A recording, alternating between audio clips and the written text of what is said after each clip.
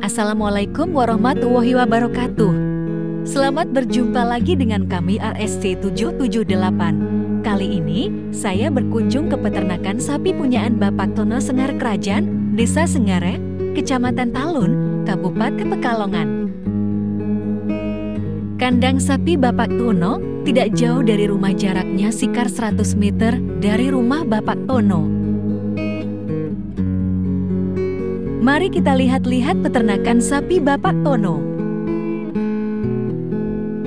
Sebenarnya Indonesia masih membutuhkan banyak bibit sapi potong. Hal ini dikarenakan bibit sapi potong merupakan salah satu faktor produksi yang menentukan dan mempunyai nilai strategis dalam upaya mendukung terpenuhinya kebutuhan daging, terutama dalam mendukung swasembada daging sapi. Cara yang utama untuk meningkatkan keseimbangan penyediaan dan kebutuhan ternak sangat tergantung pada ketersediaan bibit yang berkualitas. Oleh karena itu, upaya perbaikan mutu dan penyediaan bibit yang memenuhi standar dalam jumlah yang cukup dan tersedia secara berkelanjutan serta harga terjangkau harus diupayakan secara terus-menerus. Potensi ternak sapi potong di Indonesia masih luar biasa, dan pangsa pasar dalam negeri pun sudah sangat terbuka. Namun, peternakan sapi potong masih dikelola secara tradisional. Kualitas ternak yang kurang baik serta manajemen pemeliharaan ala kadarnya, sehingga tidak mengherankan apabila sapi yang dipelihara memiliki pertambahan bobot harian yang sangat rendah. Di samping itu, skala kepemilikan berkisar 2-3 ekor per rumah tangga. Kondisi ini jelas sangat merugikan peternak sendiri karena kurang mendapatkan hasil yang memuaskan. Agar dapat memberikan hasil yang optimal, peternak perlu memiliki pengetahuan yang cukup sebelum memelihara ternak sapinya. Banyak tahapan dan langkah yang harus diketahui peternak, dan beberapa di antaranya adalah pemilihan lokasi, sarana dan prasarana, bibit, metode penggemukan, dan perkandangan. Untuk lebih jelasnya dapat diuraikan sebagai berikut. Pemilihan lokasi. Kriteria yang harus dipenuhi adalah tidak bertentangan dengan rencana umum tata ruang, letak geografis yang cocok dengan memperhatikan temperatur, curah hujan, arah angin, kelembaban, dan topografi.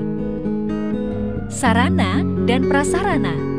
Infrastruktur yang memadai adalah bangunan, transportasi, komunikasi, listrik, air memenuhi baku mutu air sehat, dapat diminum oleh manusia dan ternak, tersedia sepanjang tahun. Pemilihan bibit. Syarat pembibitan adalah sehat dan tidak cacat. Umur 1 tahun. Syarat pembesaran adalah sehat dan tidak cacat. Umur 1 tahun, perlu dipertimbangkan ternak kurus sehat adalah flossing. Syarat penggemukan adalah sehat dan tidak cacat. Umur 1-2 tahun, perlu dipertimbangkan ternak kurus sehat atau flossing. Metode penggemukan. Padang pengembalaan, pasture fattening. Pada metode ini, sapi berada di padang pengembalaan sepanjang hari. Sapi tersebut baru dimasukkan ke dalam kandang pada malam hari atau pada saat matahari bersinar terik. Sapi tidak mendapat pakan penguat, artinya sapi hanya mendapat pakan hijauan yang ada di padang pengembalaan. Selain itu, disarankan di sekitar padang juga ditanami leguminosa pohon, misalnya lantoro dan gamal, drilot fattening atau pembatasan hijauan, dan mengutamakan biji-bijian. Di sini, sapi ditempatkan di dalam kandang sepanjang waktu. Pakan hijauan dan konsentrat diberikan kepada sapi di dalam kandang. Konsentrat merupakan porsi utama ransum yang diberikan. Perbandingan hijauan adalah konsentrat berkisar 40/60 sampai 20/80. Perbandingan didasarkan pada bobot bahan kering atau BK. Sistem kombinasi dapat dilakukan dengan 2 cara, yaitu 1 pada musim hujan saat hijauan melimpah sapi digembalakan di padang pengembalaan. Sementara pada musim kemarau sapi dikandangkan dan dipelihara secara dry-lot fattening. Cara kedua, pada siang hari sapi digembalakan di padangan, sementara pada malam hari sapi dikandangkan dan diberi konsentrat. Perkandangan. Bentuk dan ukuran kandang disesuaikan dengan jumlah sapi yang akan dipelihara. Ukuran kandang untuk seekor sapi jantan dewasa adalah 1,5 kali 2 meter. Sedangkan untuk seekor sapi betina dewasa adalah 1,8 kali 2 meter. Dan untuk seekor anak sapi cukup 1,5 kali 1 meter. Untuk persyaratan kandang adalah memenuhi daya tampung ternak. Lantai kandang tidak licin dan kemiringan 5-10 derajat.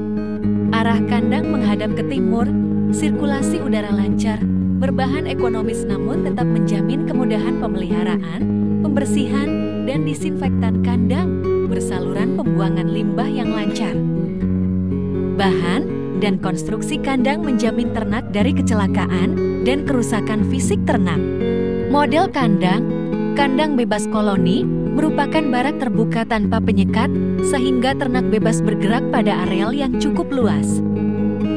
Keuntungannya adalah biaya pembuatan lebih murah. Pemakaian tenaga kerja lebih sedikit, kemungkinan diperluas tanpa ada banyak perubahan, sarana yang mudah untuk mendeteksi berahi, ternak merasa bebas meskipun kesempatan merumput terbatas. Pergerakan ternak cukup bebas sehingga gangguan kekakuan kaki, kebengkakan lutut, lecet pada paha, dan luka pada pundak dapat diperkecil. Kandang konvensional, ternak diberi penyekat dari tembok, tab besi bulat, dan lehernya ditambatkan atau diikat dengan rantai atau tali. Ternak hanya bergerak maju mundur dan berbaring di lantai. Posisi ternak dibuat sejajar lazim, disebut sistem stall, sehingga kandang tampak rapi, mudah dibersihkan, kotoran ternak mudah dibuang lewat parit. Peralatan kandang yang harus tersedia adalah satu alat atau tempat pakan dan minum. Posisinya tempatkan di luar kandang, tetapi masih di bawah atap, dibuat agak lebih tinggi agar pakan yang diberikan tidak diinjak-injak atau tercampur kotoran. Tempat air minum sebaiknya dibuat permanen berupa bak semen dan sedikit lebih tinggi daripada permukaan lantai. Kedua, peralatan sanitasi kandang terdiri dari ember, sapu, sikat, sekop, sabit, hand sprayer, dan tempat untuk memandikan sapi. Semua peralatan tersebut adalah untuk membersihkan kandang agar sapi terhindar dari gangguan penyakit. Oke teman-teman, semua kali modal lebih baik buat usaha peternakan sapi aja. Karena usaha berternak sapi sangat menjanjikan. Oke, segitu dulu ya artikel saya, mudah-mudahan bermanfaat. Jangan lupa tolong di-subscribe ya, supaya channel ini makin berkembang. Wassalamualaikum warahmatullahi wabarakatuh.